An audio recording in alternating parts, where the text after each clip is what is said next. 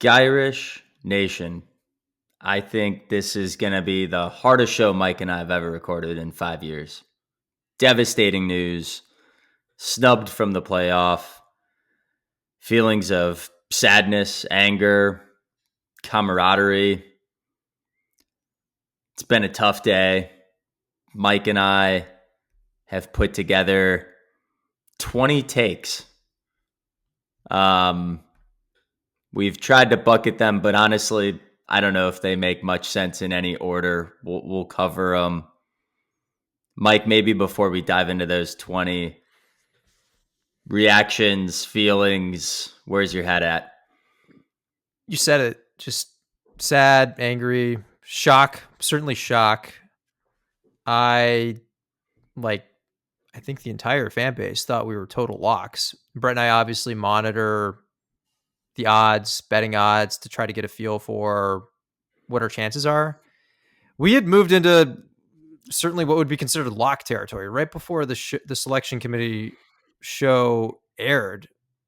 There was the best odds I saw was minus 3,500, which if you use that to back into an implied probability is about 97%.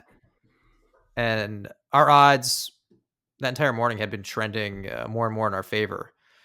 So this was truly a shocking result for any way that you want to slice it. I didn't really think that there was any possibility that we would get left out. For me, it was more a question of what seed we would be. And Brett and I were even optimistically holding out hope that maybe they would take a look at Oklahoma and see if there's a case there to be made, that Notre Dame could maybe even grab a home game. Obviously, in hindsight, I think we both feel a little foolish, even considering that. But look, this just shows that there are a lot of issues with this process, which we're going to get into. But before we do that, I mean, some other sentiments I'm having right now are, you mentioned camaraderie. I'm bummed about my team just not getting an opportunity to compete for a title, but also just the missed camaraderie, right? The missed opportunities from camaraderie. I live in Los Angeles. It looked like there was a very reasonable scenario where Notre Dame could have been traveling out here for a Rose Bowl against IU. And my mind was already thinking ahead to that, and just how incredible that would be, having a bunch of people fly out, be able to tailgate, do a bunch of fun stuff out here. And now that's gone. And all these opportunities to connect with, my friends and my family over the game, future games. It completely goes away. So I think I'm still coming to terms with that. It still is. I would say that I definitely am still in a bit of shock right now. It definitely has not settled. I haven't. I don't know that I'm quite at the acceptance phase yet. There's still a little bit of denial creeping in the back of my head, but it's a lot of emotions, and I definitely didn't think something that on paper was this improbable could actually happen. I mean, this is, you call NIU shocking to me. Like, this was actually more shocking than us losing to NIU. I'm going to preface the last thing I'm going to say before we get into reactions. I'm going to preface that we always tout ourselves for being a glass half full, analytics based show. It's how we approach things. We try to not get on hot takes. We try to not spew a lot of, opinions and speculation, etc. It is very, very difficult to look at anything about today as having a drop in the glass, let alone be glass half full. And it's hard to be analytical because nothing about this process was analytical. Nothing about this is optimistic or glass half full. And I was reflecting on this, Mike, earlier today. One of the reasons we started this show 5 years ago was to just hang out, to talk to each other about college football, to talk about Notre Dame football with our friends, family, people on Twitter that we've gotten to know, over the years, exchanging messages with. And it helps. It helps the fun times be more fun, and it helps the sad, crappy times like today maybe be a little less sad. And so, Mike, first off, thanks, man. Like, I love you, and being on this show helps. And to our friends that have 278 texts with today, love y'all too. And if you're in that boat and you want someone to talk to about Notre Dame football and just scream and vent and commiserate, Like, reach out if you have our number, or email, text us. If you follow us on X or don't follow us on X, go follow us and message us, and we'll write back. We're here. But it is a painful day, and I can't imagine, the way we're feeling. Ratchet that up for a guy like CJ Carr, for a guy like Jeremiah Love, for a guy like Leonard Moore. My Gabriel heart Rubio, aches. right, busting his butt to try to get back from injury. And look, Yeah, it's like, all right, like I was scrambling, putting all this effort into painful therapy, and for what, right? Someone like maybe even Charles Jagasaw, who had not been ruled out. We have no idea if he actually would have been able to compete, but someone who had been working to try to put himself in a position to compete for a national title. It was just ripped away when we had every indication to believe that wouldn't be the case. So yeah, as crushing as it is for us, Brett, I can't even imagine what it's like for the players. I can't imagine what it's like for the coaches who have just poured their souls into this team, and as we'll get into more, was a team that actually was built to compete for a national title in a way that that Notre Dame teams of the past often haven't been, and frankly, many teams that actually made the field aren't built to do. absolutely. So we have this 20 takes in no particular order. I'm sure coming out of this, we're going to have about 35 more takes as we go. I've put them into reactions to the rankings, long-term implications for the sport, near-term reactions and considerations as a Notre Dame fan, and long-term considerations for Notre Dame. Let's start with reactions to the rankings. And I think one of the things that I've most solidified my thinking around is that the outcome actually makes sense to me. The process to get there does not. And so, to be clear, like, Bama's strength of schedule, Bama beating whatever it was, 3-4 top 20 teams, they have a strong argument. Miami having the same record as us, similar metrics and head-to-head, they have a strong argument. Notre Dame has a strong argument. Best two losses in the country, both were close games, both came down to the final play, both against ranked teams in playoff consideration, and blew out everyone else by 10 plus points. I could flip a coin on the argument for all three of those. What doesn't make sense to me, what I just cannot wrap my mind around, where I think this committee, the entire process has lost entire credibility, ranking us 8 spots ahead of Miami 5 weeks ago, near identical results since then. And now you flip. And I thought Marcus Freeman and Pete Bevaquist said it really well, that this process was unfair. This process was emotionally pulling the rug for the players. The process of these 5 or 6 or however many shows they had with weekly rankings was a farce. Words used by Notre Dame's athletic director today. I thought that's what was unfair. I get all of the talking head arguments for Miami over Notre Dame, or Bama not being punished for being in a title game, or whatever you want to come up with. But my first point was the process to get here, of just a complete switcheroo at the 11th hour. Unfair, pulls the rug, and it just sucks. Yeah, I mean, going more into that Bama point in particular, a couple weeks back when Notre Dame initially was ranked higher than Alabama, we were both surprised. We thought that Bama was going to be ahead. And then it flipped the next week when they narrowly beat a bad Auburn team. So we found that surprising, and that suggested that these teams seemed like they were probably pretty close. And the committee, in fact, said as much. They basically said that the main point of debate was between Notre Dame and Alabama. Those were the teams that they were deciding who should be ahead and who should be behind, but that it was very, very close. And then since they made that point, the only other result that happened was Bama got blown out by Georgia. A result that seemingly, if both these teams were so close as they say, you would have assumed would have been enough to nudge Notre Dame above Alabama.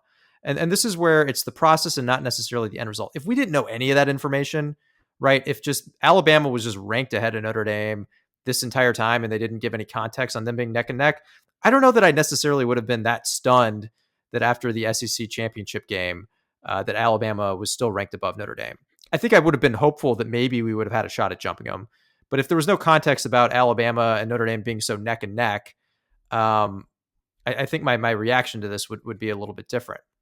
So that's where the process gets very tricky. And another element of this process that just also made it very frustrating for Notre Dame fans was just a level of inconsistency. So we talk about Bama winning the conference, the SEC championship, or Bama losing the SEC championship badly and not being penalized, didn't drop a single spot. Whereas BYU similarly got blown out in their conference championship, and they were punished. So there's it seems like a little bit of a different standard here that's being applied across both of these teams. I had assumed that part of the reason we're a lock was because both these teams got blown out. So I was like, if BYU hypothetically dropped and Miami jumped up, and then, say hypothetically they decided to, consider Miami a little bit more, it may not really matter, because if you drop BYU, then you got to drop Bama as well. But that's not how they approached it at all. So that was one area that I still definitely want to get more of an explanation on that, because to me, that was the part that was, I felt like a very, very hard to justify. So these are the types of things that are really, it's not crazy that Miami and Alabama got in, right? And Notre Dame got left out. These teams were similar enough to where you can make a case for any of them. Like you said, it's more these inconsistencies with the process that we're talking about here. This information that they were giving out publicly that would seem to suggest that if certain results happened, it would lead the committee to a certain ranking that they actually diverted from entirely. So that's really what the crux of the frustration is. There's certainly frustration that we didn't get in at all, of course. But I would say these things I'm talking about, it ramps it up considerably. It takes it from, disappointment, sadness to fury, which is what you're seeing from a lot of the fan base right now.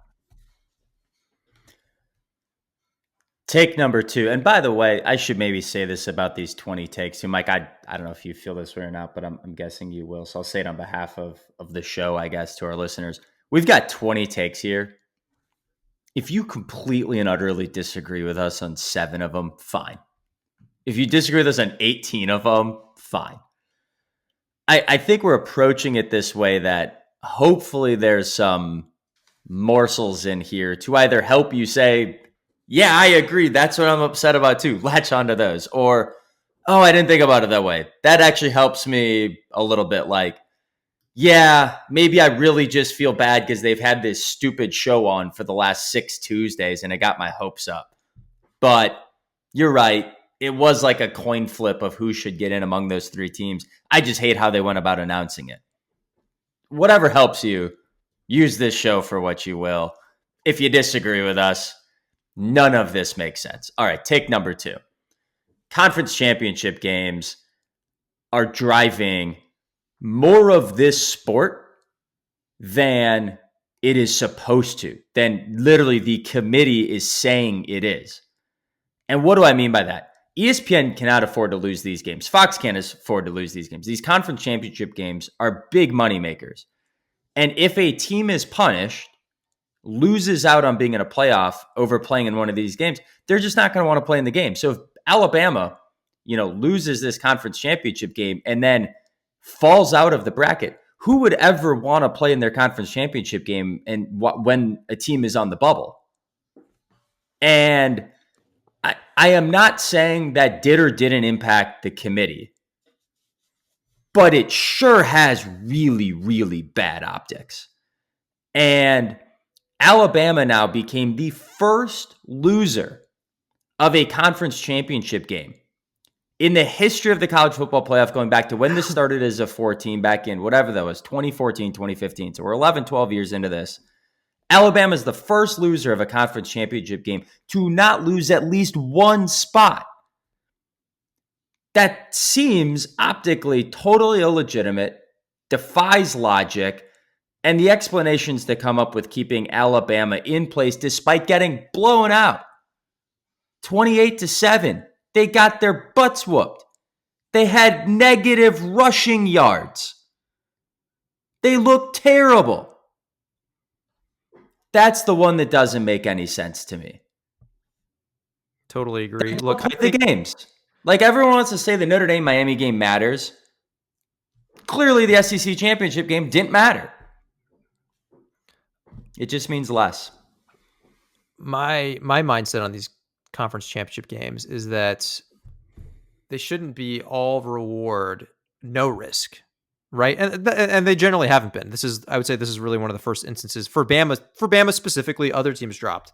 I'm talking about Bama specifically, but generally, there has been some risk. I think the way that I've thought about them is that they should be more reward than normal, right? Perhaps you're able to play yourself into a first round bye. You're able to kind of jump into a position to get into the playoff where maybe you wouldn't otherwise, and less risk than normal. So if you are competitive, maybe you just drop a spot or two, right? If you get blown out, like they're not going to ding you quite as much as you would have otherwise. So with that in mind, my expectation with Bama, and they did get blown out. So I think a bigger drop than just one spot could have been justified here. But I think just given the fact that they competed in a conference championship, and if you're using that line of thinking that there's some risk, but like not quite as much risk as you would have in a regular season game, I thought they would just drop them a spot, right? It's like, okay, hey, you guys look terrible. Like your last 4 data points aren't great. You lost to Oklahoma. You got blown out by Alabama. You almost lost to Auburn, although technically they considered that a positive data point. I digress. And then you just beat an FCS team. So, but I thought that would be, I thought the message here would be like, okay, we're going to ding you one spot, but we're not pushing you out of the playoff. We're not pushing you out of the playoff. We're just dinging you a little bit. We're not creating a scenario where someone is punished so badly in a conference championship that they are completely tossed out of the, out of the playoff as a whole. So look, this is the part that I would say bothers me the most as well, Brett. And look, I don't know. Is this something that they're going to do moving forward with the SEC championship?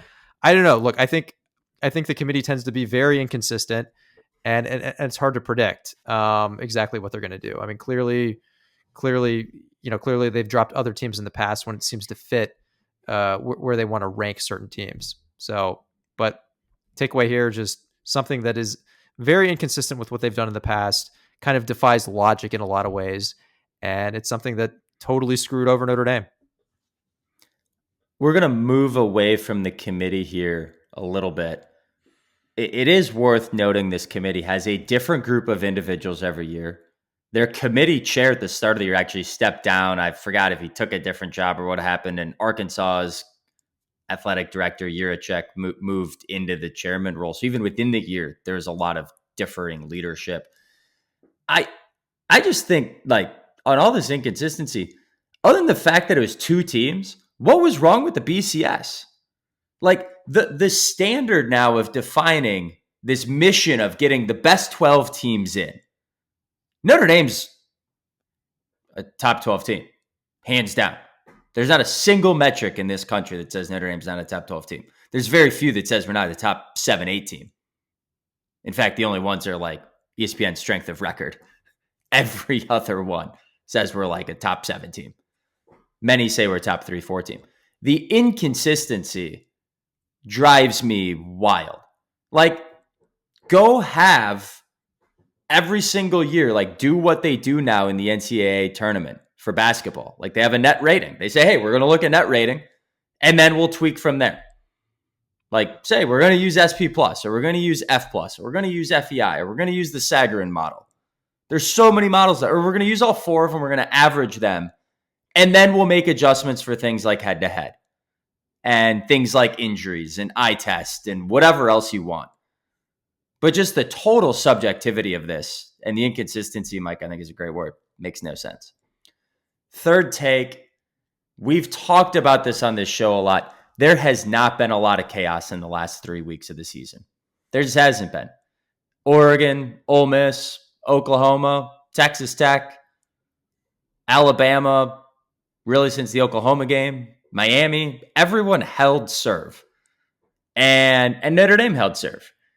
The last 3-4 weeks of the season just didn't see upsets, and Notre Dame was an upset away. We actually thought there were enough upsets. We thought if BYU lost in the conference championship game, Bama lost in the conference championship game, and Michigan lost to Ohio State, that would be enough. Turns out we were off on that. We needed one more game to go our way. And it could have been any number of games along the way. And Auburn barely missed Alabama. Mississippi State couldn't hang in there long enough against Ole Miss. So you can go down the list of games. USC couldn't pull it off against Oregon. Just there wasn't enough chaos in the last 3-4 weeks of the season. And it's a bummer we're not talking about that because we have to talk about this stupid committee. Yeah. Basically, what was likely to happen in each individual instance did happen. When you aggregate them together, it was unlikely that all of them would happen, right? And then the couple of scenarios that we thought would still guarantee that we would be able to get in. You mentioned Michigan. That was one. And then, look, there's a scenario where Michigan wins against Ohio State and we still get in. But we had assumed that BYU winning or losing the conference championship, that would, if that happened, Miami wouldn't jump us. We thought that was unlikely. We thought that was settled. Admittedly, we acknowledge some paranoia that maybe it could happen, but just based on the consistency that they had each week up until the very end, we thought it was settled with no additional data points from Miami or Notre Dame. There's a comment on The Athletic. Usually I'm not citing comments that I read, but it said something along the lines of the head-to-head is a tiebreaker, right? And it's something that can be invoked when the teams are deemed very comparable, right? And so what we had been hearing week in, week out was that Notre Dame and Miami were not comparable, right? Notre Dame and Alabama were the ones that were comparable, in fact. And so slotting the teams next to each other doesn't automatically make them comparable. I mean, I'll use SP Plus here as an example. You could have a team that's ranked number 2 in SP Plus and a team that's ranked number 3, but the number 2 team per SP Plus could be way better in the SP Plus ratings, right? Doesn't necessarily mean they're comparable just because they're ranked right next to each other. So I think our line of thinking was that, yeah, it looks like they've spoken about this. They don't view them as comparable just because they're right next to each other. Optically, it looks a bit awkward, of course, but that doesn't automatically make it to where they have to use this head-to-head. But unfortunately, what happened is I think a lot of this outside noise, a lot of this outside pressure seeped into the committee where they felt like they absolutely had to use it. And so that's what won the day. Very frustrating. You're right, Brett. We just needed one of these teams ahead of us to lose. Nearly had it in several instances, just didn't happen. We talked about the nightmare Notre Dame parlay. Look, I think we certainly hit it, no question. I mean, I think although a couple of the legs of the parlay were ones that we didn't anticipate in terms of the committee making moves that were inconsistent with past things that they had done and said. Next one for me, strength of schedule gets talked about a lot. I hate that metric because in the statistician world, it's really, really inconsistent. So according to ESPN's version of strength of schedule, Notre Dame has the 44th toughest strength of schedule in the country. But if you go over to teamrankings.com, Notre Dame has the 11th strength of schedule. If you look at the Sagarin model, Jeff Sagarin is the MIT sports statistician that basically created the BCS computer rankings. He still does it every year. And by the way, for what it's worth, in that model, Notre Dame's the 3rd best team in the country. So if this was the BCS era, Notre Dame would have missed out on the BCS championship game behind Ohio State and Indiana. In that model, Notre Dame's number 3 overall. We have the 32nd strength of schedule. So this idea that we have a weak strength of schedule, as posited by ESPN, is not supported by any other strength of schedule ranking out there that I can find. And there's a lot. I picked 2 here. But generally, Notre Dame's viewed as a top 15 in some models, top 30, top 35 in other models.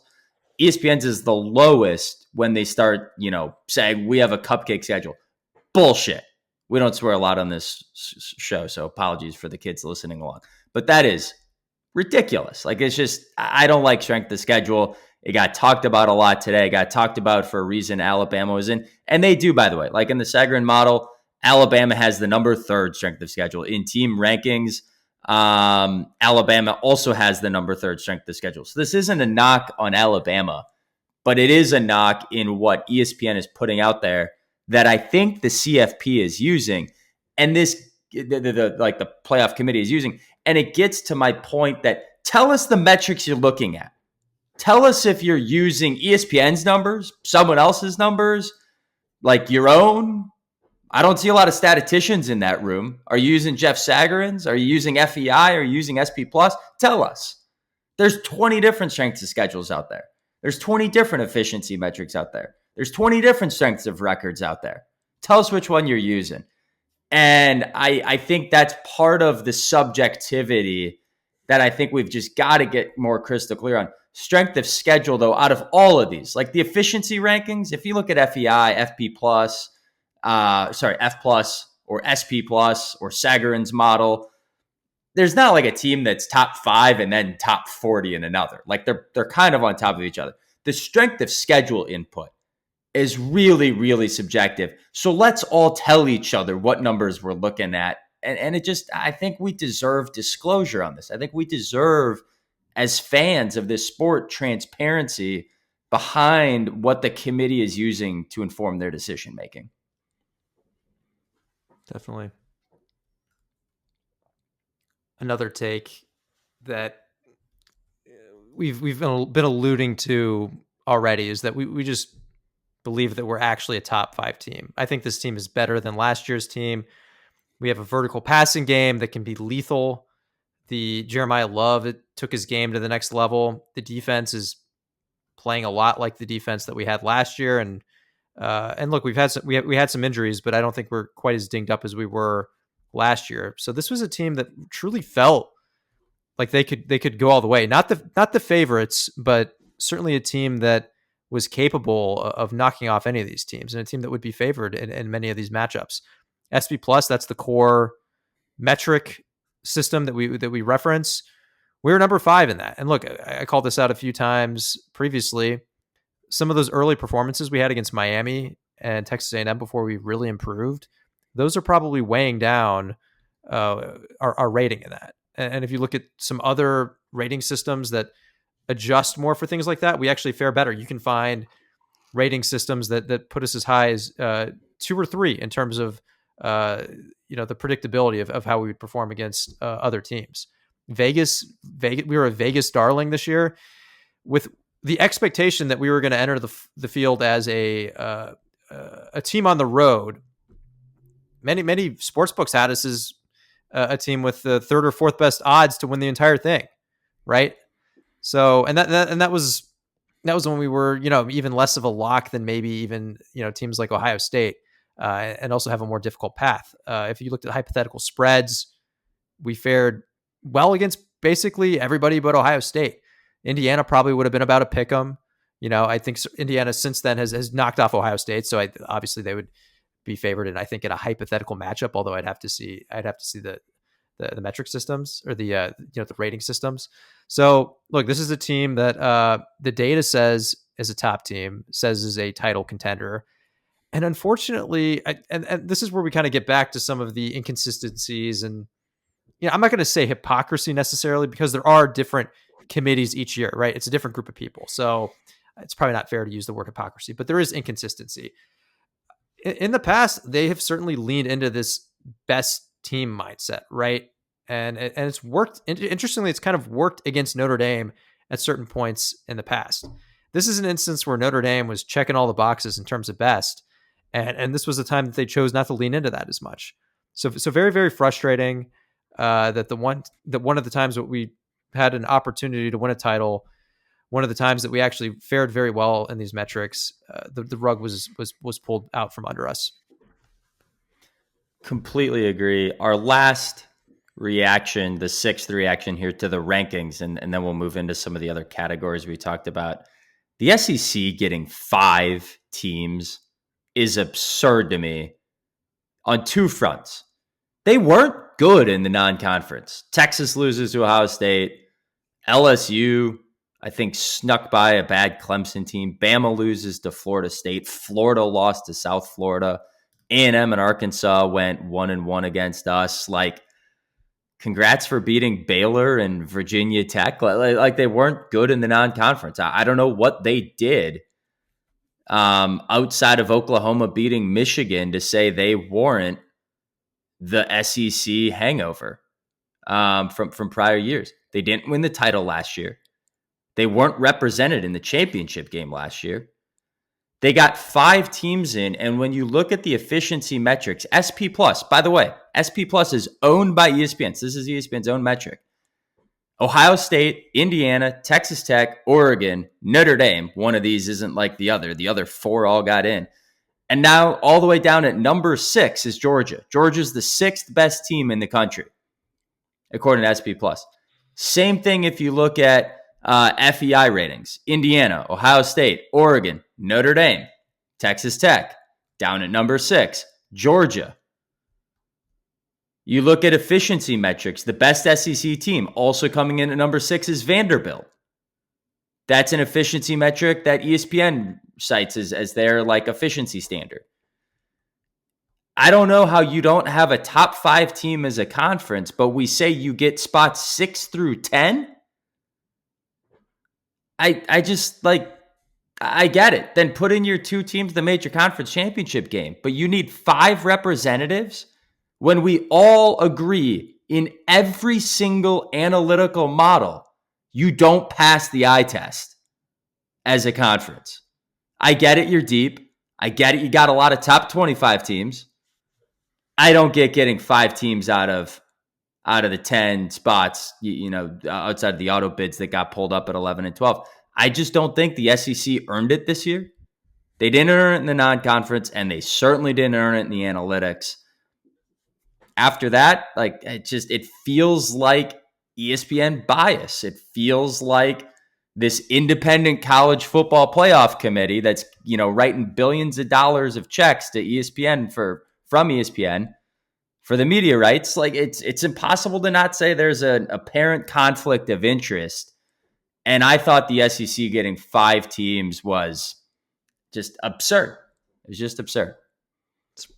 Look, I think there's some residual bias from the runs of the past that the SEC has gone on, but I don't think this is not the SEC that we saw that won however many titles in a row it was. This isn't the SEC that had a Nick Saban led Alabama squad just striking fear in everyone, right? I think, look, it's an excellent conference, clearly top 2, no question about that. But this isn't the same. They're not operating at the same level that they were in the past. The advanced data says this. I think I think we're still seeing some lingering impact of just everyone expecting the SEC to be so great. Well, it hasn't quite been that great for a few years now. And look, I think when you also have, as you allude to, Brett, so many dollars at stake with the SEC with these rights deals, they get the biggest marketing machine. They get the biggest propaganda machine, if you want to call it that. And that certainly has an impact. We'd be lying if we said that doesn't have some impact. It seeps in, people see it, right? It makes some of these opinions seem bigger than they actually are. So it's a shame. These things take time to correct. Hopefully they do correct. If the SEC keeps performing at a level to where it's not worthy of 5 bids, hopefully at some point that corrects itself. But we'll see. All right, now moving on to some takes that are geared around the long-term implications of all this. I'm going to talk about the ACC because that is a topic that is the top of the mind for a lot of Notre Dame fans. And look, there's no way of saying this differently. The ACC relationship with Notre Dame, it appears to be at an all-time weak point.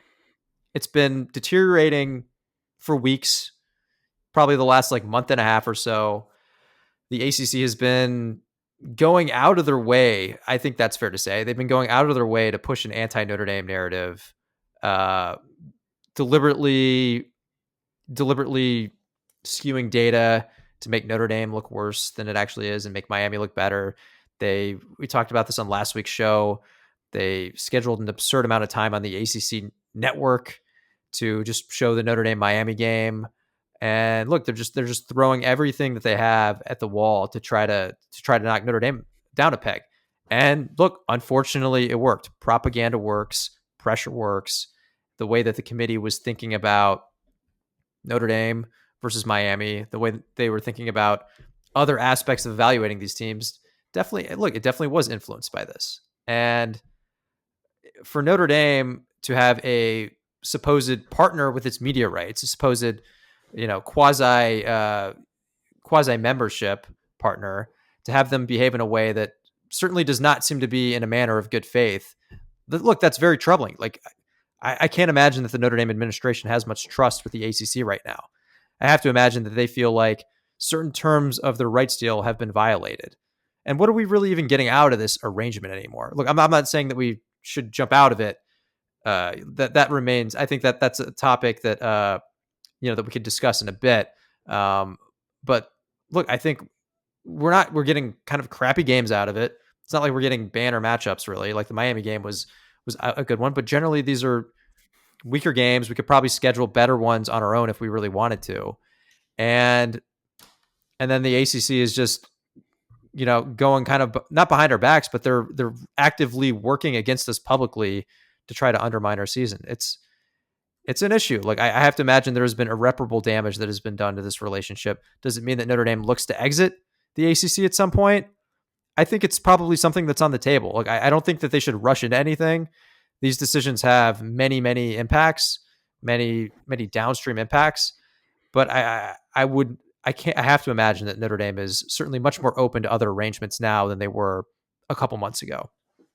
Completely agree. The approach is not to suggest we should end the ACC relationship, but we should be having the conversation. And that is a conference struggling already. They have a grant of rights through late 2030, I believe 2038, that within their own conference of permanent members, they just can't break up. And it's killing them in alignment. It's killing them in TV revenue.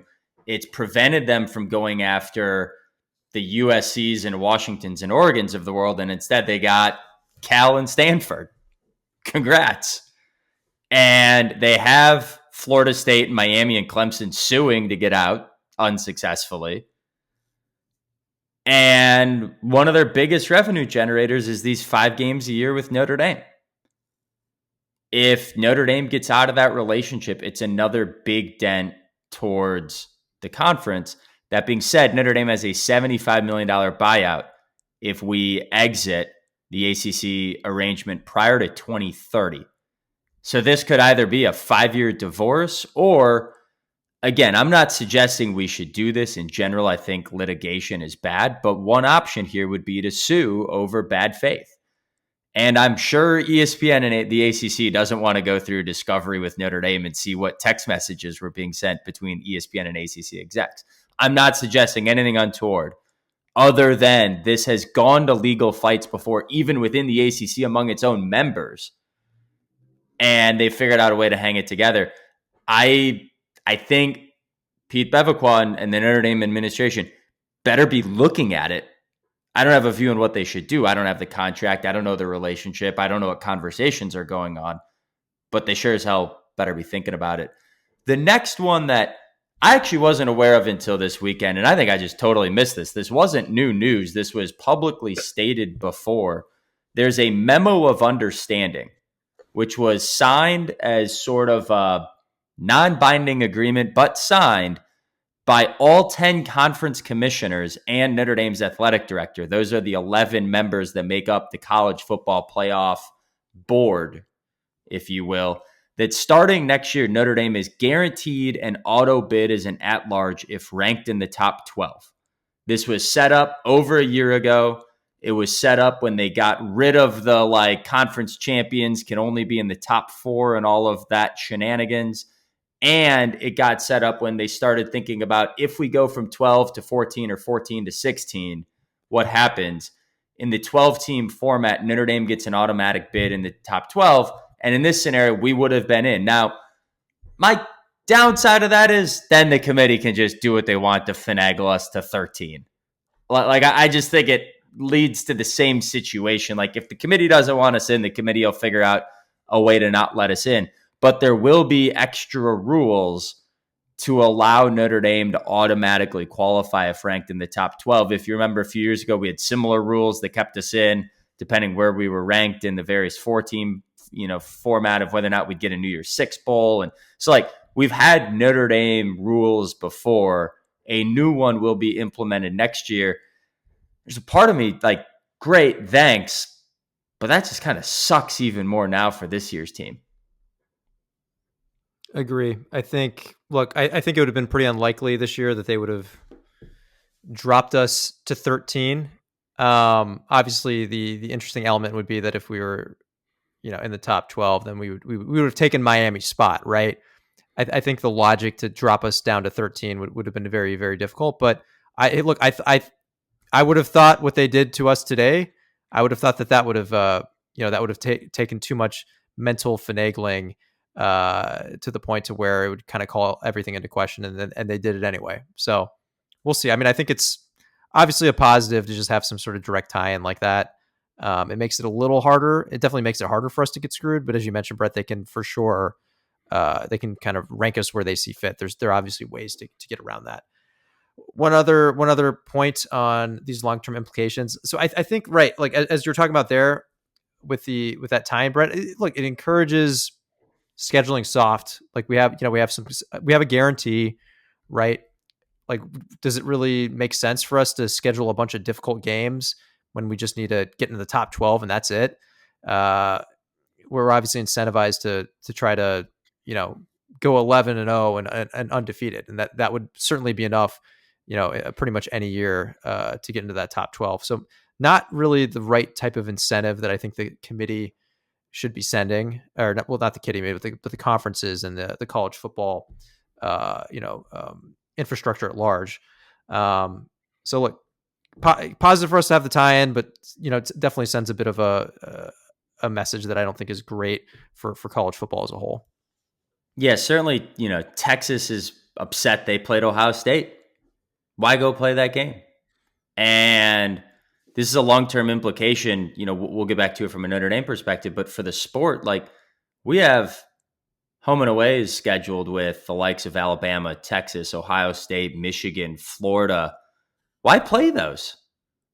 Like, why play those if you're going to get knocked for having a tough schedule? Like, go. Like, I heard this from a family member today, and it's not the worst take I heard. Notre Dame should join the MAC and just go 12-0 every year. I'm not suggesting we should do that, but like, this process right now, I think, is encouraging teams to schedule soft. I don't love that. All right, near-term reactions for Notre Dame. Our 10th take. This is our third category, our 10th take. I am devastatingly sad I will never see Jeremiah Love wear a golden helmet again. I'm devastatingly sad I'll never see Jadarian Price. Maybe Jadarian Price. I don't know how big of an NIL deal we can get for him. If there's one thing about this team, we are going to lose a relatively small amount of guys. Unclear out of the juniors who else might go to the draft, like maybe an Emil Wagner, maybe a Josh Burnham or Drake Bowen, but I doubt it. Of the seniors, of course, all the transfer portals entries, your Jalen Strowmans, Devontae Smith, Malachi Fields, Will Pauling, unlikely they'll be back. Defensive line, Jason Onye, Gabriel Rubio, you mentioned earlier.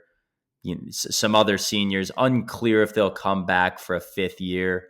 But it feels devastatingly sad that number 4 isn't going to get to wear a gold helmet again, that I just hadn't considered before today. I knew it was a possibility, but I couldn't convince myself to go there. Sucks. Part of the shock, right? I would not have believed that Notre Dame's season was over at the end of the Stanford game, right? Like, we're going to talk about us not playing in a bowl game, but that wasn't something that had even crossed my mind, right? So that just adds to the feeling of shock, right? Like some of these guys that I took for granted that I was going to be able to watch them again, never going to be able to watch them again in a Notre Dame uniform. It just sucks. And kind of along this theme of it sucking is just not being able to watch this year's team again. And I'll just mention this point again because this was a team that was built to contend for a national title. I mentioned the advanced stats. I mentioned SP plus.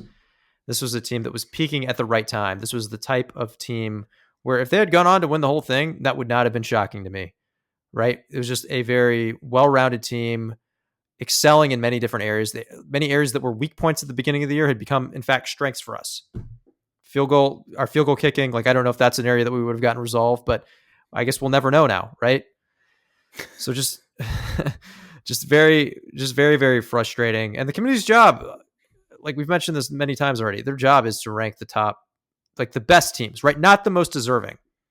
And don't get me wrong, I have a preference for most deserving. I like the pro models where there's no shenanigans, there's no subjective element. It's just if this is what you do, this is what happens. College football, it's very difficult to do that. Teams play very different schedules. It's impossible to use just simply wins and losses and a most deserving metric to determine the field. It has to be best. And look, we both believe that Notre Dame was one of the 12 best teams. We believe Notre Dame was a top 5 best team, honestly. Personally, I think that they were at least top 3. So the fact that a team operating at that level, a team with that potential didn't get in, look, it's just a shame. The other number 12, if you're tracking along on our list, near-term reactions as a Notre Dame fan that is helping me get to the acceptance stage. We've said this all along. If you go 10-2, it's always going to be a coin flip. It's truly 50-50. Like if you go back and look at Power 4 teams in Notre Dame and you're 10-2 over the last 2 years, it's a coin flip if you're in the college football playoff. If you go back over the last 14, 15 years and you're 10-2, it's a coin flip if you get in a New Year's 6 bowl, which was kind of the equivalent, right? New Year's 6 times 2 is 12 teams. Like it was a coin flip if you were in that New Year's 6 conversation or now the college football playoff conversation. We went 10-2. The two things most in Notre Dame's control were the first 2 games of the year. After that, we put a lot of this into the committee. We put a lot of this into subjectivity. We put this into a lot of our hopes and dreams went into a flawed process by humans that are biased, subject to media pressure, have potential conflicts of interest, may not like you, or maybe doing a phenomenal job a phenomenal job, and we just came up short. But the thing we could most control is we went 10-2, and that's always going to be a 50-50. And more motivation to go out next year and just blow the doors off of everybody, including, please circle your calendar, November 7th, 2026. Notre Dame plays Miami, and you heard it here first. I hope we murder them. But you can't go 10-2 and control your own destiny. And that's what happened this year. At the time of the A&M loss, I definitely thought we were done, right? And then this whole process convinced me that not only were we likely to make the field, but we were locks. But at the end of the day, as you said, Brett, 10-2, that risk always exists. It's out of your hands. And we learned that the hard way. All right, now moving on to the bowl opt-out. That is another big topic of the day. I'm honestly a little split on this. I personally, selfishly, would like to watch Notre Dame play again. I think that the practices that we gain in the lead up to the bowl game are helpful to development. I think the opportunity to go to another city and highlight the program, look, I think that's a positive. So there are aspects of this where I think it could be beneficial to our program. But I totally understand what Notre Dame's doing here. We, as we mentioned, were victims of a very flawed process. We were victims of an over-the-top propaganda machine from the ACC and ESPN. ESPN, which has major rights deals with the SEC and the ACC, literally billions of dollars at stake and invested with these conferences, right? They have significant financial interest in seeing these conferences do well. So it's not surprising that they have a degree of bias in trying to make sure that those teams, are as perceived as positively as possible. And it can get very frustrating, even watching these selection shows. It's impossible not to notice the bias that creeps in when they're talking about SEC teams and ACC teams. But look, unfortunately, they're allowed to do it. There's no requirement that they have to be honest, objective purveyors of the truth here. This is a massive media corporation. At the end of the day, their goal is to drive the stock price. Their goal is to increase the bottom line. Brett, you're going to probably laugh when I say this. They have a fiduciary responsibility to do so, right? They have, this is how they're thinking about things. Their goal is not to be honest, truthful brokers. And it's very frustrating. So that's Notre Dame, because of this, because of the way ESPN and the ACC actively pushed against them and pulled the rug out from under them, rightfully feels very, very jilted.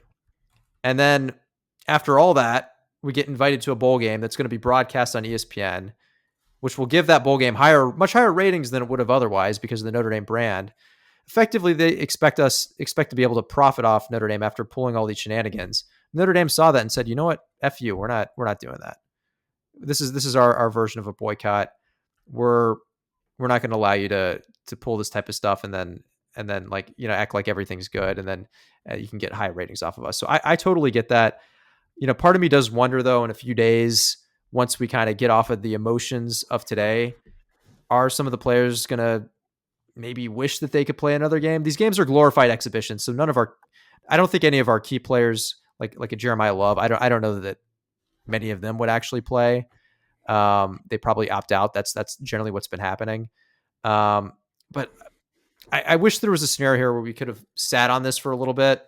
We could have let the dust settle and make this decision in a couple days. I don't think that's possible, though. I think these are decisions that had to be made today for bowl planning purposes. And look, I'm just thinking how I might react in a few days. I wouldn't be surprised in a few days, like my emotions are saying, it would be really nice to see Notre Dame again. So, not saying that that's the right answer, but I'm torn. I get both sides. I also like that Notre Dame's sticking it to ESPN and the ACC and saying, you know what, enough is enough. Like, these propaganda shenanigans have gone too far, and we're, was Greg Fleming, a guy who follows Notre Dame. He had a tweet today that said Notre Dame's stance was, to take a line from the wire. A man has to have a code, and I feel like that's essentially what we're doing, and I can't fault the school for doing that. So I'm fully on the line that Notre Dame shouldn't be playing this bowl game, and on my biggest caveat to playing it is actually the 15 practices. But it's actually come out, most of these schools, because we've added games, we've added weeks, there's the transfer portal window coming up. You get 15 practices, and most teams use like 10. Most teams aren't like, hey, to play in the Pop-Tarts Bowl, we're going to make you miss Christmas with your family. Like, they just don't do that. And so we're not wasting as much practice time as you used to. And after that, I agree. Don't let ESPN profit off of you in their Pop-Tarts Bowl. That makes no sense. 2, why risk injury? How far away have we gotten where we don't remember Jalen Smith and what that did to his career to play in the Fiesta Bowl? All these people that are saying we're cowards for not playing in the Pop-Tarts Bowl, it's an exhibition game. This is like if you were mad at your favorite NFL players for not playing in the preseason. It doesn't matter. We're not quitting. Our goal is to win a national championship game. We can now not do that. The committee took that away, fair or unfair. That goal is gone. It is not a goal of Notre Dame to win the Pop-Tarts Bowl. The other thing is there's 3 other programs have already opted out of bowls that qualified. Baylor, Kansas State, Iowa State. We're one of 4. Now I get it. There's coaching changes and whatever. Come on. Like, these bowl games don't matter. They never have. The ratings are plummeting. No one shows up to them. The stands are all empty. Like, these players, they used to like them because it's the one time they would get, perks. You'd go play in the Sony PlayStation game and you'd get a free PlayStation. Well, now we have NIL. They don't need lifetime supply of Pop-Tarts? Beats headphones by Dre? Like, a backpack? A shiny water bottle that says ESPN on it? Like, who cares? They have NIL deals. And then my biggest thing, that is my overarching biggest gripe with the sport, not in today's agenda, but I'll briefly mention it, the transfer portal. The window is January 2nd to January 16th, 15 days. I think the teams in the college football playoff are going to struggle to stay focused on their games, focused on their prep, focused on their work to go win a national title, and recruit next year's free agency when 3,000-4,000 players will be in the transfer portal. I am so glad Notre Dame's staff from Freeman on down will be completely locked in to evaluating the best additions to Notre Dame's roster for 2026. I think with the way they've now set up the transfer portal timing, not to mention signing day was last week, I think the way they've set up the free agency schedule for college football, who cares about Pop-Tarts? Like, if you told me you got to play one extra preseason game in the NFL or have your entire front office participate in free agency activity and scouting and planning prior to free agency starting, I got a feeling teams wouldn't play in the preseason either. Like, it's an exhibition game. I think it's a smart move all the way around by Notre Dame. I love it.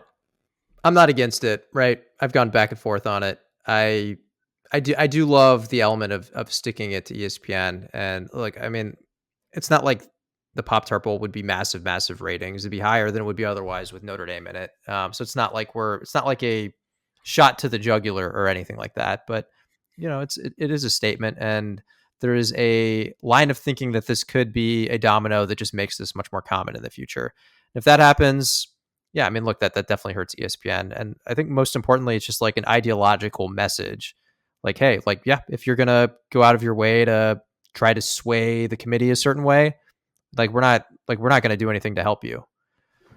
All right. Well, Brett, moving on to the next point, I'm going to kick it back over to you because I know that this is a point that you want to talk about. And that's recruiting. Do you think there is any impact that this has on recruiting? Personally, I don't think there is. I'm pretty sure you agree. I'm going to kick it over to you for your thoughts. I don't think so either. I was actually talking to Sam Asaf about this, former walk-on at Notre Dame, has, friend of the show, has been on our show a couple of times. And he thinks, players kind of care less about the ranking shows and all the pomp and circumstance leading up to it. They just see, hey, next game, great. Like, let's go play next game. Let's go through process. Let's go through practice. Let's go through film.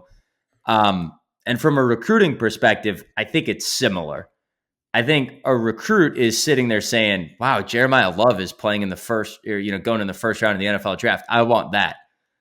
Next year, it's going to be CJ Carr is going to get so much Heisman hype next year. You want to help recruiting? Have a CJ Carr, have a Jeremiah Love, have a charismatic Marcus Freeman. We have already locked in our 2026 recruiting class, top 3 class in the country, best we've had in over 15 years at Notre Dame. I don't think this impacts recruiting one iota. I think if we miss the playoff several years in a row, all right, we have something to talk about. But being right on the cusp, everyone knowing we're a top 5 program and we're more motivated than ever before, I want the guys that want to go take us over the top, and I think that happens. Mike, we're going to move into our last section. We're 14 down, 6 to go here through our top 20. This last one is long-term considerations for Notre Dame. And the first one is one that I'm in the minority. I think Notre Dame should no longer be independent. I felt that way for years. I'm happy to recap my stance here. Pete Bevacqua, the athletic director, came out today and said this actually further entrenches our independence. Where do you sit today?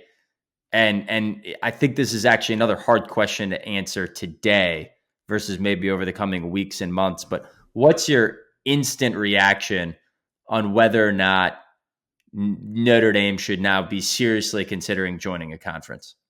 I think the events of today make it worth another look for sure, right? I think I've gone back and forth on this over the years. I think generally speaking, I've thought about it the same way as you. I think at this point, the benefits of joining a conference, um, outweigh some of the things that we get from independence, right? Like a lot of the key reasons that we historically have been independent are things that we can now get from being in a conference. So we don't have to go into all that. We can rehash it at some other point. But I think one assumption that we had, one thing that we knew was a possibility, rather, was that uh, Notre Dame does not have the backing of these large conferences, right? And those conferences can make a lot of noise. They can have a lot of sway. They have a big, marketing machine, big propaganda machine. That's a word I keep saying today. And so that's something that Notre Dame doesn't benefit from. Obviously, Notre Dame's a very wealthy university. They have a rights deal with NBC, which is certainly no small company, but certainly doesn't have the same presence in college football that a company like Disney does through ESPN. And look, we knew that was something that could kind of ding us a little bit, but I think always saw that as something that was kind of had more of an impact on the margins, right? Something that could kind of, it's kind of like a hypothetical, right? Like it's like, oh yeah, of course this could hurt us a little bit, but I don't know that I would have expected, I guess, like what happened to us in this college football playoff selection process. I don't know that I would have expected that to happen. I think seeing, as we've already talked about, the promotional machines at the ACC and the ESPN and ESPN just going full tilt to try to push an anti Notre Dame narrative. It was certainly more aggressive than I expected, and it made me appreciate the benefits of being part of, a collective that could do that in favor of Notre Dame. Now, I'm not saying that's a reason to just totally flip and join a conference, but that is a data point that is, in fact, I think, more meaningful now than I previously thought it was. And look, I'm not even talking about the additional money that we would get, right? Like we're competitive from a financial standpoint with our TV deal with NBC, but it's definitely less than the SEC. It's definitely less than the Big Ten. That's extra money that we could use to retain coaches, spend on the football program. Look, I think if you're in the Big Ten and you're 10-2, it's just assumed that you're going to be in, right? For us, obviously, that wasn't the case. I think there are certain elements now where it seems like the broader infrastructure of college football is kind of trying to make it more difficult for us to be independent. That is a sentiment that I keep seeing creep up. And this is a total tangent, but this is a point that I want to call out. I think that mindset is very, very hypocritical for many people in college football. If you talk to, college football fans, just people in the space, even leaders in college football, they say tradition is one of the most important aspects of college football. It's what really drives the interest. But then if you ask them about Notre Dame, a lot of times they will get riled up and say, you know what, they should screw their independence and join a conference. Well, guess what? The independence is what allows us to maintain our tradition. We're willing to take a tax on, take a tax in the form of making less money and taking some of these other hits so that we can maintain these traditions.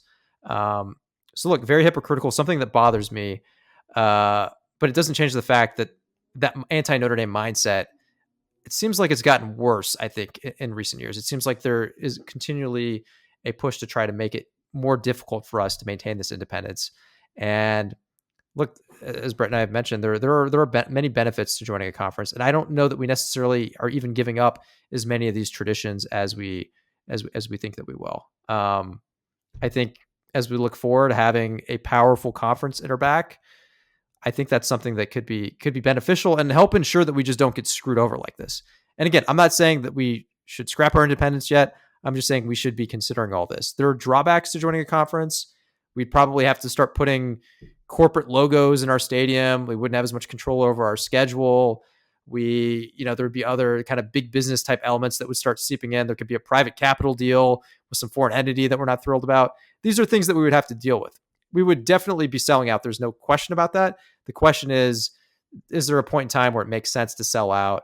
And are we there yet? And there's not an obvious answer, but I think what happened today, I think that brings that question back into focus. I agree, we should not rehash the independence topic today in its totality. But given Pete, our athletic director, went out of his way to say this entrenches our independence, kind of an us against the world mentality, I get a little nervous in Notre Dame's history over the last 30 years of being pretty stubborn and not evolving with the sport and being a little late to NIL, being a little late to the transfer portal, being a little late to modern facilities. Like it took us a while to now fully be invested. And what we're saying is less games against our rivals, Michigan, Michigan State, Purdue, USC, less games against, apparently a stronger schedule if that's now knocking us. And by the way, I don't know if the Big Ten schedule is necessarily stronger, kind of bottom feeders at the bottom too, but it's clear we didn't have a conference pounding the table for us, and that mattered. And we should at least be open to the question, do we want to do something about that? I don't love the quick reaction to jumping towards entrenching. Point number 16 on our list is related. We might not have as much leverage as we think. I think there's a lot of Notre Dame fans out there that, kind of tout our brand, tout who we are, tout the tradition, tout the money, tout the ratings we bring. But play out a scenario right now where Texas is like out there saying, hey, why should I schedule Ohio State if I'm going to be punished? I hear that and I immediately think, well, the next big non-conference matchup Texas is scheduled is Notre Dame. The next big non-conference game that Alabama, Florida, Ohio State is Notre Dame. If we lose those games and we're just playing 5 ACC teams, even if they lock in Miami or Clemson every year, or we add a 6th, but we're losing those big matchups against Big Ten and SEC, like the marquee teams. USC is talking about ending their scheduling with us because they don't want to play us in November in the middle of their conference schedule and add more travel. You want to talk about cowards? That's top of my list, but that's their prerogative. If I'm USC right now, do I go for the jugular and do what Michigan did 60, 70, 80 years ago and say, sorry, Notre Dame, we're not playing you anymore. We're in the Big Ten. And we can't control that. We can't make teams play us. And I think if we start losing those matchups in the scheduling, or even if just people say, we don't want to play you in November, that's already our big marquee conference matchups. And now all of our schedule, all of our tough games are front-end loaded. I think those front-end loaded games are great for college football. But as it played out this year, we didn't get another data point to prove ourselves. Do we as a program really want our entire season coming down to the first 3-4 weeks of the year, every single season, and then we don't get enough strong data points in the back half? Why'd that play out? Texas A&M didn't want to play us in November. USC doesn't want to play us in November. All of these other big-time matchups we have coming up. Wisconsin, when we scheduled it, was a much different program. That game is the first week of September next year. I don't think we have the scheduling leverage that we think we do. There's a new height of hate for Notre Dame out there this year. I think that might die down, but whatever positive vibes Marcus Freeman got, it is us against the world following this football season. And I wouldn't be surprised if we see SEC and Big Ten teams say, sorry, Notre Dame, it's not worth it for us. We can get in going 10-2 in our own conference. We don't need to risk a non-conference game. And if that gets tested and backfires, I think that's really bad. I think if we wind up joining a conference because we have to, and we're not coming from a position of strength, I think that loses negotiating leverage, the ability to like negotiate for more, disproportionate money as a bigger brand, disproportionate protected games against strong teams, or protected nighttime, primetime matchups, or whatever we want to protect for our own negotiating. If we went to the Big Ten or SEC tomorrow, I promise you we have negotiating leverage. But if this plays out over 5-10 years and like people just say, sorry, we're not playing you, regardless of how cool of a program it is, or regardless of the tradition, regardless of the whatever, we're not going to play you. It's not worth it. That's a problem. And I think that reality has stood out today, not even just because of Notre Dame, but I look at Texas at 9-3. If they don't play that Ohio State game at 10-2 with a win over undefeated Texas A&M, with strong quality losses against, say, a Georgia, and they beat Oklahoma, that 10-2 Texas team is in if they'd have played anyone else other than Ohio State. I don't know why they'd played Notre Dame. I don't know why they would schedule that. They shouldn't. Not with this ranking system. This anti-ND sentiment, as we keep saying, has reached new heights, right? Impossible to ignore. One other thing I'm going to mention here is there are reports that the committee, as they met throughout the season, various members made comments publicly and privately about Notre Dame's independence and joining a conference, and many of them very strongly believe that Notre Dame should be in a conference, right? And like whether or not that directly impacted their opinion of Notre Dame and how they evaluate them, that we don't know. We will never know exactly that, but it is interesting that is something that they felt relevant to bring up. And there will be ND hate no matter what, right? If we join the Big Ten, I promise you people are going to hate Notre Dame. But then we would have the backing of a very powerful conference that could at least mitigate it and give us some strengths to help offset it. Look, it's just, Brett, I think the points you made are spot on. We don't want to be reactive here. We want to be thinking ahead. And it seems like the sentiment is everyone is moving in to try to box us in. If I look back to Notre Dame's early history, it's effectively what happened to us. We were boxed out of conferences, but the Notre Dame administration at the time, interestingly, they got ahead of it and said, you know what, we're going to remain independent and we're going to schedule nationally. And then that helped Notre Dame build the program into what it is today. Now, how interesting would it be? How ironic if we find ourselves in a similar situation nowadays where the rest of college football is trying to box us in, trying to exclude us. And the only way that we can save ourselves is to actually join a conference. The opposite of what we did over 100 years ago. I think we got to be proactive here. I think we got to think about what's going to help move the program forward. We don't want to find ourselves in a situation where we can get screwed. And if you think what happened today was bad, I guarantee you it could certainly get a lot worse based on what we're seeing in terms of how everyone's just trying to like limit what we're capable of doing. And by the way, there's options other than join a conference. So I don't want to say like we need to join a conference or we won't be able to schedule. But for example, rather than having 5-6 ACC games, go to every single one of the conference commissioners and tell them, hey, every year we'll play any 2 or 3. There's 4 conferences. Say, we'll go play 2. Give us your 2. And then go to the SEC and Big Ten and say, give us your 3. And just say, we'll play them and we'll make the money deal worth it for you. Yeah. And look, the point here is not to say definitely join a conference. We need to consider it, and we can't just say, you know what, we're staying independent no matter what. Yeah. If the winds keep moving aggressively against us, where people start refusing to schedule us, where people are really kind of going out of their way to screw us over, look, then that feels like that might be a situation where it might be warranted. And yeah, Brett, we should look at these other arrangements that aren't necessarily joining a conference. But I think we need to be open-minded here, or else we could find ourselves in a situation that is not ideal. In our 20-point reaction show, I think we've beaten number 17 to death. Need to seriously consider how we can go scorched earth on the ACC and ESPN. I think we've covered that one materially. Opt out of a bowl game.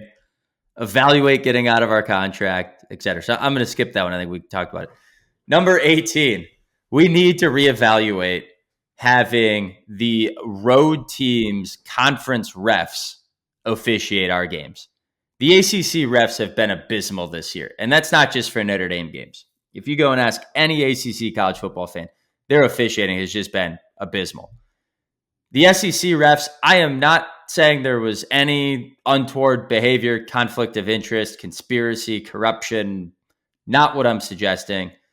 But in that Texas A&M game, on 4th and long, for the game-winning touchdown with whatever 15 seconds left in the game, Donovan Hinish just got tackled by the offensive line, clearly in a position to make a sack or at least greatly pressure Marcel Reed on that touchdown throw. Refs don't throw a flag. Most blatant holding call I think you will ever find in the game of college football that we've covered ad nauseum on this show. If that's a flag, Notre Dame's in the college football playoff. And just the appearance of a conflict of interest, I don't know why we have it in the sport. I think when there's non-conference games, neither team should get to have their conference-affiliated refs. And I feel this way about Notre Dame and any other team. In the Texas-Ohio State game, why have Big Ten refs in that game? Why have SEC refs in that game? That's when you should bring in the ACC refs. When Notre Dame plays an SEC team, bring in ACC refs. When we play an ACC team, bring in Big Ten refs. Like, why have that conflict present? I just think we have to reevaluate how we schedule officials in this sport. And specifically, I think that matters as an independent. Mike, I'll let us each cover one of number 19 and 20 on this list. I have been thinking about ideas around this forever, but let me categorize both of them as two ideas Mike and I have been talking about under the bucket of Pete Beviqua, go get creative to do what we did 100 years ago and do something distinctly Notre Dame that other programs did not have the brand power to pull off, but Notre Dame does. Mike, I'm happy to cover either one. You go first and I'll cover the other. Yeah, look, I think both great ideas that really say, hey, if you're going to be independent, be creative, try to get the most out of it that you possibly can. I think conference championship weekend, that is a situation that has been used against Notre Dame many times as a talking point, and then was obviously used this past weekend to help box us out of the playoff. How about Notre Dame just starts its own conference championship game weekend? Give NBC the rights. We'll play the highest ranked team that is willing to play us on that weekend.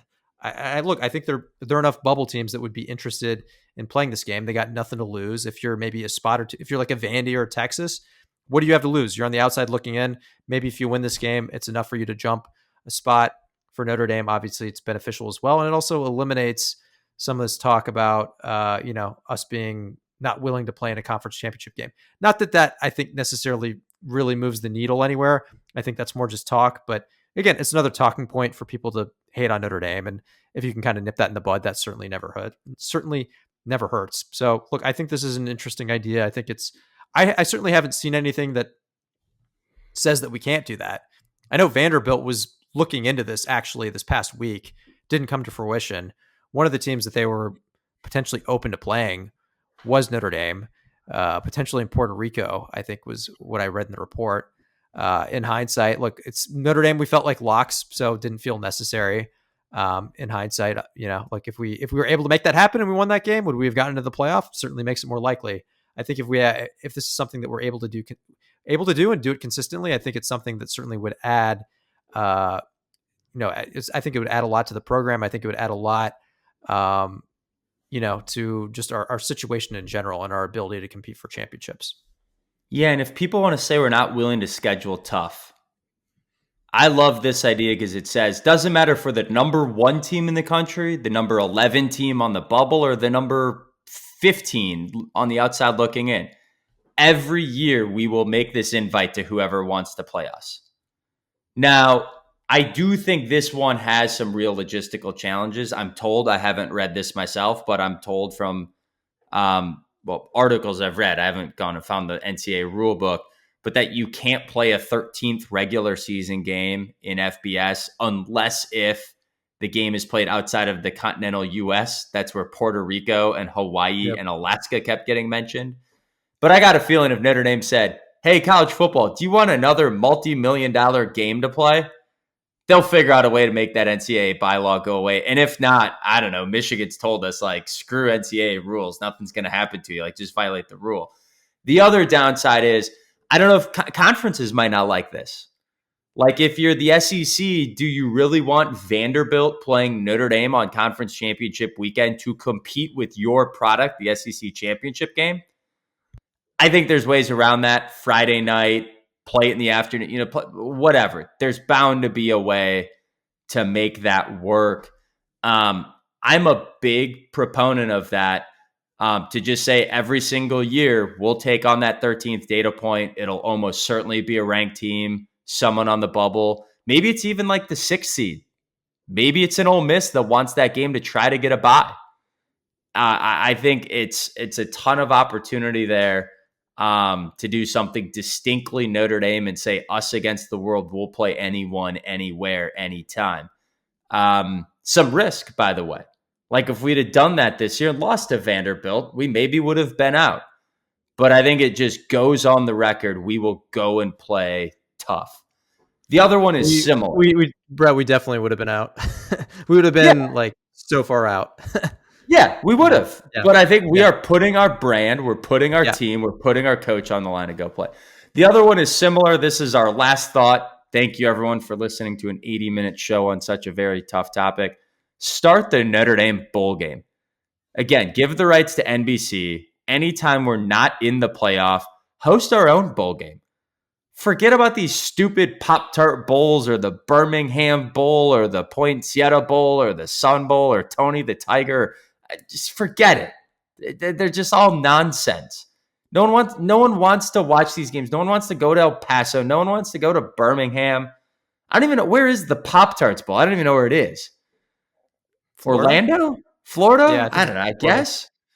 Go play a snow game, for crying out loud. Like, go use the Notre Dame brand. Go use Notre Dame Stadium. We now winterized it for the playoff. We have plumbing that works in the winter. We didn't have that before, apparently. Like, go fill up the stadium. The students aren't there. Like, bring in whoever. Just go do something distinctly Notre Dame and improve your TV asset. Give NBC another thing as part of the NBC deal that, hey, in years where Notre Dame's maybe not as marquee as they are, they didn't make the playoffs. So I'm guessing your NBC games didn't get the TV ratings you are, but we'll give you another data point, another matchup, and go invite whoever. Like, go, if we're gonna be independent, have the Independence Bowl. Isn't that actually the name of one of the bowls, ironically, or it used to be? But like, go do the Independent Bowl. Sponsored by Notre Dame, the Independent. And if no one wants to play us, we'll play UConn every year. I don't care. Like, go play the one other independent. I'm sure you will find a conference that wants that money split. If both teams go make $5-10 million on that bowl game, you're telling me the conference doesn't want that money, doesn't want that opportunity? I think we should go and start the Notre Dame Bowl for years we don't make the college football playoff. And then we don't have to worry about any of these stupid Pop-Tart mascots.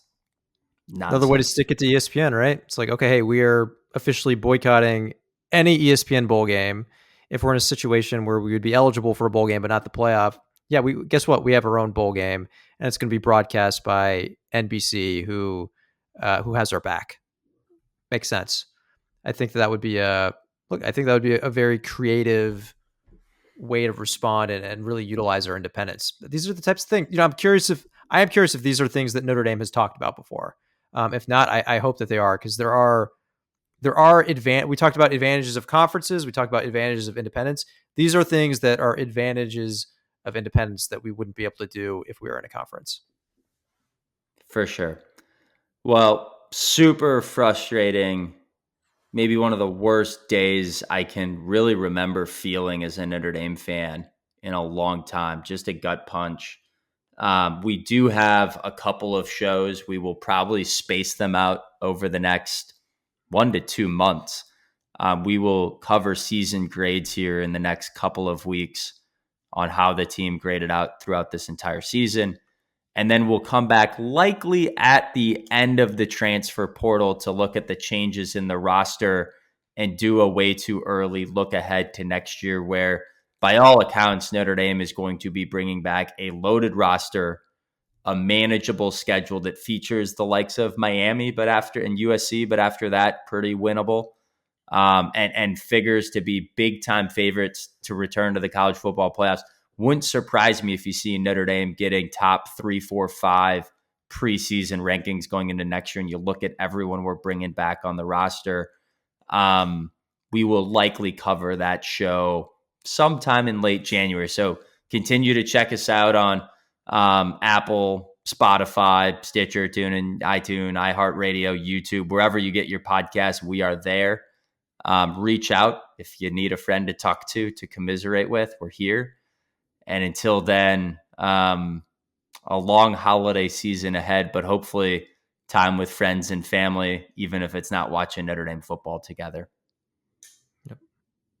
Gyrish. Gyrish.